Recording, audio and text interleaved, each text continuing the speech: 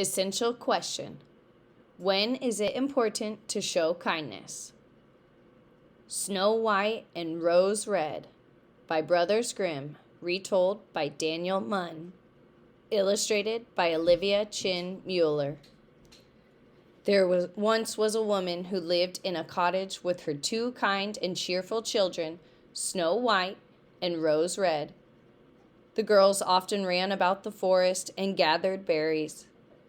The hare would eat out of their hands, the stag leapt merrily by them, and the birds sat upon the tree branches and sang. One evening, as the family sat together, someone knocked at the door. "Quick, Rose Red, open the door." "It might be a traveler seeking shelter," said the mother. Rose Red went and pulled open the door. It was a giant bear. He stretched his broad brown head through the doorway. Rose Red sprang back. "Do not be afraid.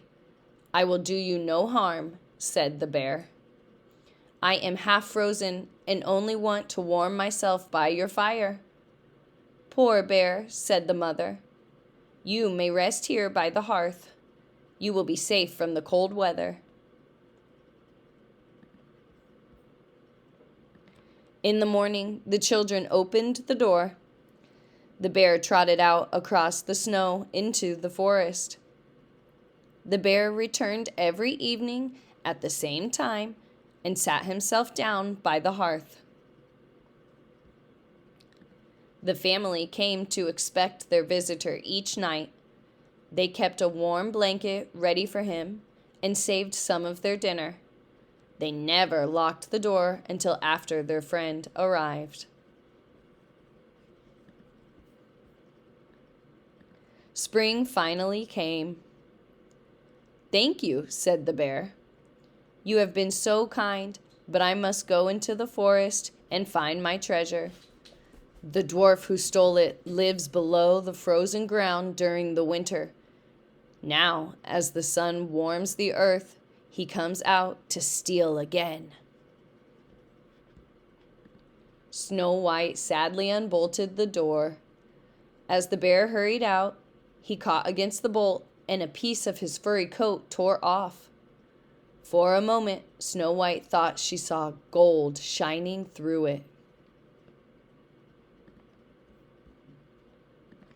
A short time later, the mother sent her children into the forest to collect firewood. There they found a big tree lying on the ground. Near the trunk, something jumped back and forth in the grass, but they could not make out what it was. As they came closer, they saw a dwarf with an old, withered face and a long, white beard. He had snagged the end of his beard between the twisted roots of the tree. The little fellow jumped out, not knowing what to do.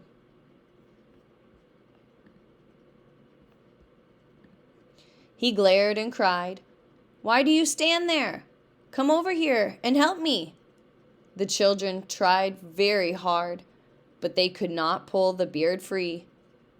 "You are useless," roared the dwarf. Then Snow White cut off the end of the beard. The dwarf grabbed a bag full of gold nearby. As he lifted it up, he grumbled to himself, "Rude girls cut off a piece of my fine beard. Bad luck to you both." And then he swung the bag upon his back and went off.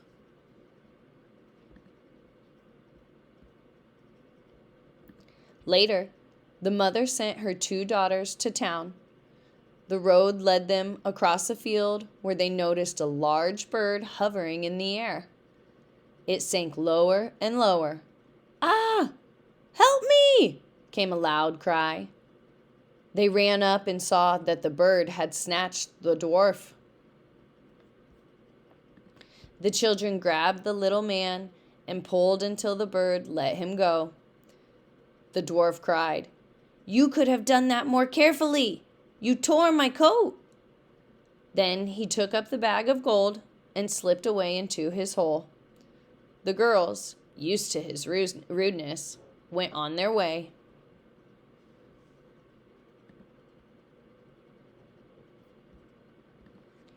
On their way home, they surprised the dwarf, who had emptied out his bag of gold.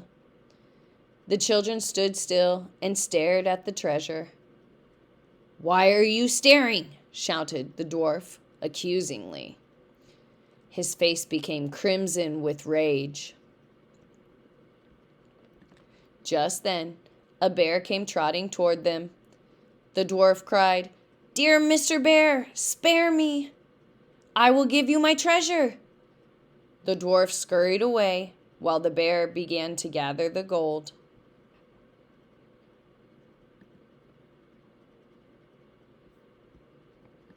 The frightened girls began to run away. The bear called to them, "Snow White and Rose Red, do not be afraid." They recognized the voice of their bear friend. Suddenly, there stood a young man clothed in gold. "I am a prince," he said. "That dwarf changed me into a bear and then stole my treasure. I have had to live in the forest as a bear until I could get my treasure back." The prince was so grateful for their kindness, he shared his treasure with them.